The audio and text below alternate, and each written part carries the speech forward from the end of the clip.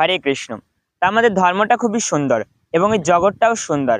এই সুন্দরময় জগতে ভগবানের কিছু প্রদত্ত নিয়ম আমরা যদি মানি এবং মেনে চলি, তাহলে আমরা খুব সুন্দর থাকব এবং এই জগৎটা আমাদের কাছে ভালো মনে হবে।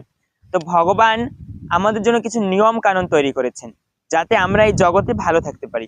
কিন্তু আমরা যদি এই নিয়ম কানুন পালন না করি, তাহলে এই জগতে আমাদের ভালো থাকার হচ্ছে না। সেই নিয়ম কানুন কি? সেই নিয়ম কানুন হচ্ছে ভগবদ গীতা। সেই নিয়ম কানুন হচ্ছে ধর্ম। সেই নিয়ম কানুন হচ্ছে আমাদের মনি ঋষিদের উপদেশ। তো এই জগৎটা, আমরা সাধারণত যখন কোনো মোবাইল কিনে থাকি, তখন মোবাইল আমাদের ইচ্ছা মতো চলবে না। আমরা যদি মোবাইলকে বলি যে আমি ক্যামেরায় চাপ দেবো, গান চলবে, চলবে না। আমরা যদি বলি যে মোবাইলে যেখানে মিউজিক চলে, গান চলে, সেখানে আমার ছবি তুলে দেবে, হবে না।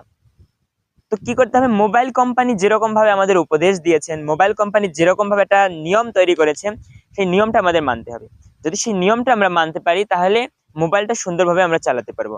কিন্তু যদি আমরা সেই নিয়মই না মানি, তাহলে মোবাইলটা সুন্দরভাবে চলবে না। ঠিক তেমনি ভগবান এই জড়জগৎ তৈরি করেছে, আমাদেরকে তৈরি করেছে, আমাদের এই পৃথিবীতে পাঠিয়েছে, এবং পাঠানোর পরে কি করেছে?